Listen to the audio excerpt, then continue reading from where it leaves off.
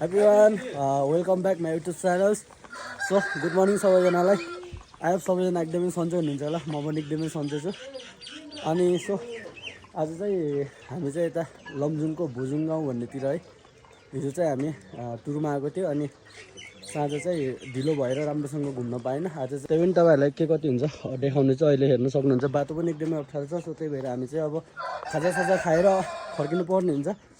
किनभने हाम्रो चाहिँ गाउँ घुम्ने प्लान थियो तर हुन सकेन.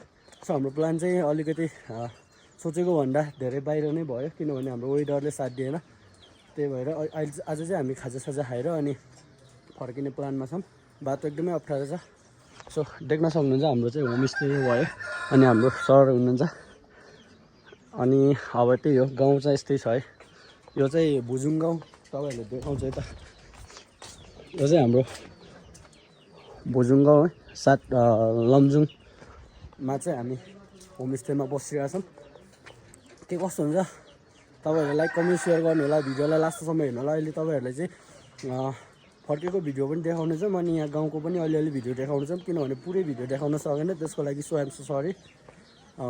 अहिले वेदरले गर्दा भन्दा त्यति तपाईहरुले चाहिँ घुमेर सबै ठाउँहरू यहाँको रीतिरिवाज अनि सबै कुराहरू देखाउन सकेन है. सो अब चाहिँ हामी खाजा खाएर लाग्न पर्ने हुन्छ. हाम्रो साथीहरू यता हुनुहुन्छ अनि हामी चाहिँ 4 जना आएको थियो है. अनि हाम्रो चाहिँ होस्टेल तपाईहरुले होस्टेलको रुम देखाउँछ ल हेर्न सक्नुहुन्छ. यो चाहिँ हाम्रो होस्टेल भयो है. 4वटा रुम छ 1 2 3 4 अनि यो चाहिँ हाम्रो होस्टेल रुम भयो. वेदरले गर्दा भन्दा चाहिँ सो हरेक कुरामा प्रब्लम आइरहेको भ्यू अनि सबै कुरामा. सो यहाँ चाहिँ हाम्रो चाहिँ भित्र खाजा बन्दैछ. यो चाहिँ म भयो होइन. अनि यो चाहिँ हाम्रो वेलकम होमस्टे नम्बर 11 भुजुङ गाउँ 7 लमजुङ. प्रोप्राइटर अनिता गुरुङ यहाँको चाहिँ हाम्रो प्रोप्राइटर. सो यो चाहिँ हाम्रो खाजा बन्ने ठाउँ भयो. ल यता फेरि टोइलेट हजुर. ल अब हामी खाजा खान जाँदैछौँ. सो तपाईँहरूले चाहिँ अगाडिको भिडियोहरू देखाउनेछौँ है त. ल हाम्रो चाहिँ अब खाजा सुरु भएको छ. यहाँ चाहिँ खाजा बन्दैछ अगाडि. दिदीले खाजा देखाइराख्नु भएको छ क्या. हाम्रो चाहिँ अर्ग्यानिक कोदोको सेलरोटी बन्दैछ अनि हाम्रो अङ्कलले चाहिँ चियाको व्यवस्था गरिदिनुहुन्छ हाम्रो चाहिँ साथीहरू. ल त हाम्रो खाजा आइसकेको छ अगाडि हेर्न सक्नुहुन्छ. हाम्रो चाहिँ एकदम अर्ग्यानिक भुजुङ गाउँको अर्ग्यानिक खाजा चाहिँ हाम्रो सुरु भइसकेको छ. कोदोको सेलरोटी अनि हाम्रो चाहिँ आलु चना बोडी एकदम गेडागुडी बिहानको ताजा खाजाहरू सुरु भइसकेको छ. अङ्कल आन्टीले चाहिँ बनाएर दिँदै हुनुहुन्छ. ल भुजुङको लोकल चिया हेर्न सक्नुहुन्छ.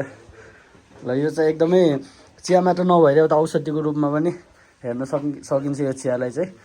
यो चाहिँ अर्ग्यानिक भनेपछि अब सबैले बुझिहाल्नुहुन्छ. ल हामी चाहिँ अब खाजा खान सुरु गरिसकेको छौँ. ल हेर्न सक्नुहुन्छ यहाँ चाहिँ. ल त गाइस अब हामी चाहिँ होमस्टेदेखि चेकआउट हुँदैछौँ. सो अब चाहिँ हाम्रो विदाय कार्यक्रम हुँदैछ है त होमस्टेदेखि.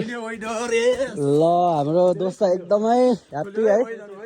ल एकदमै एक्साइटेड है किनभने अब अलिकति मौसम पनि चेन्ज भइरहेछ.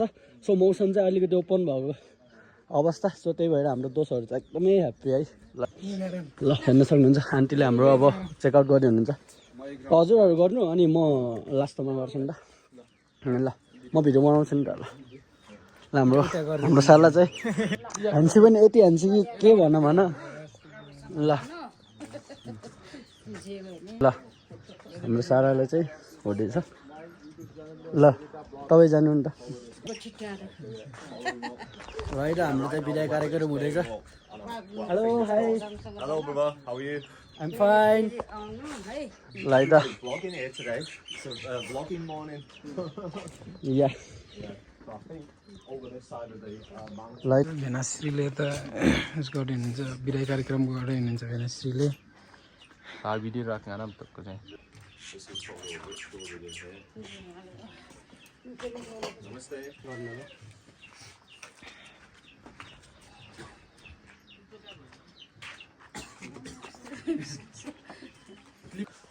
सो गाइस हामी चाहिँ होमस्टेदेखि चेकआउट भएर पनि सो बाहिर निक्लिसकेको छौँ.